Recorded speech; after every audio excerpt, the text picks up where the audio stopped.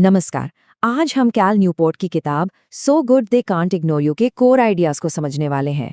ये किताब ना करियर की एक बहुत ही कॉमन सलाह को चैलेंज करती है। एक ऐसी सलाह जो हम सबने कभी ना कभी सुनी ही होगी। अपने पैशन को फॉलो करो और कामयाबी तुम्हारे पीछे आएगी। सुनने में कितना अच्छा लगता है ना? और लगभग हर कोई अपने करियर की शुरुआत में यही सुनता है। ऐसा लगता है कि बस यही एक रास्ता है सक्सेसफुल होने का।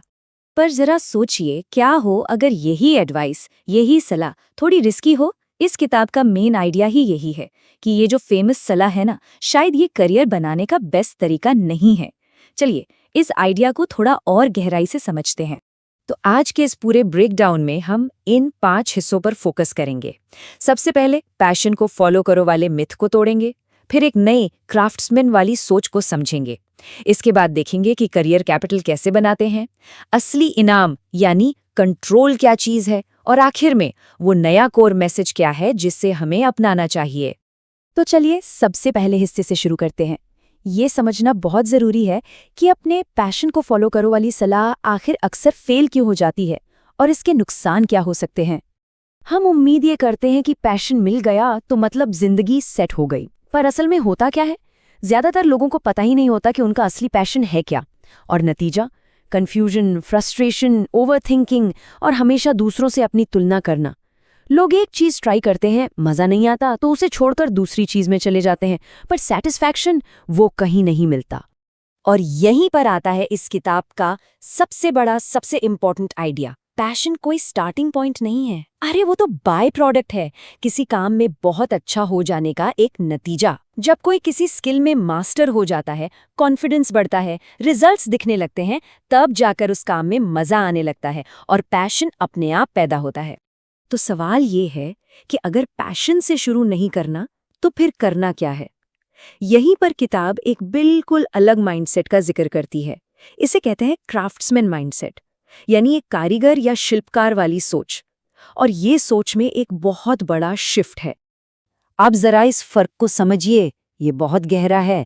एक तरफ है पैशन माइंडसेट, जो हमेशा ये सोचता है कि मुझे इस जॉब से क्या मिल रहा है, क्या ये मुझे खुश कर रही है।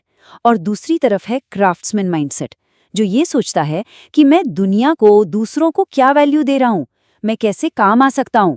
फोकस खुद से हटकर कंट्रीब्यूशन पे चला जाता है। तो अगर हमें ये पूछना बंद कर देना चाहिए कि मेरा पैशन क्या है, तो फिर इससे बेहतर, इससे ज्यादा पावरफुल सवाल क्या हो सकता है जो हमें खुद से पूछना चाहिए? वो बेहतर सवाल ये है, मैं इतना अच्छा कैसे बन सकता हूं कि लोग मुझे इग्नोर ही ना कर पाएं।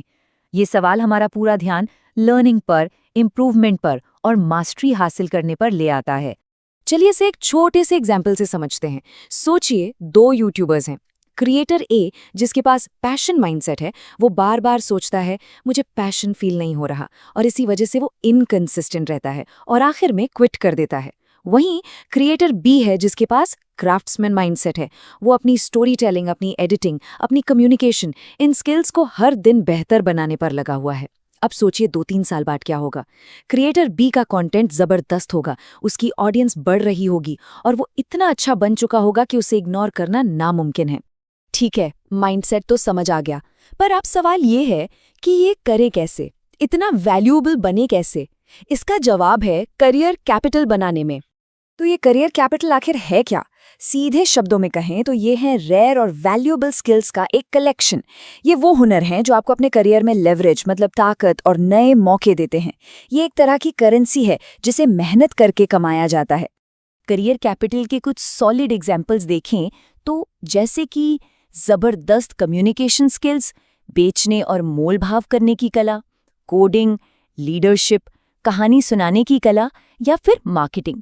ये वो स्किल्स हैं जिनकी मार्केट में हमेशा डिमांड रहती है, और जिसके पास ये स्किल्स हैं उसे नज़रअंदाज करना बहुत मुश्किल हो जाता है। इसे समझने का सबसे आसान तरीका ये है, जैसे पैसों से हम चीज़ें खरीदते हैं, ठीक वैसे ही करियर कैपिटल से हम अपने लिए आज़ादी, बेहतर मौके और कामयाबी खरीद सकते हैं। जितना ज़्यादा ये कैपिटल होगा, उतने ज़्यादा ऑप्शंस हमारे पास होंगे। तो ये सारी मेहनत करके, ये करियर कैपिटल जमा करके हमें मिलता क्या है? सिर्फ पैसा? नहीं, असली इनाम है कंट्रोल, अपने काम और अपनी जिंदगी पर कंट्रोल पाने की एबिलिटी। देखिए, कई स्टडीज बताती हैं कि काम में असली खुशी सिर्फ ज्यादा सैलरी से नहीं आती, वो इस बात से आती है कि किसी को अपने काम पर कितना कंट्रोल महसूस होता है। अपने फैसले खुद लेने की आजादी, यही असली सेटिस्फैक्शन देती है। तो ये कंट्रोल असल में दिखता कैसा है?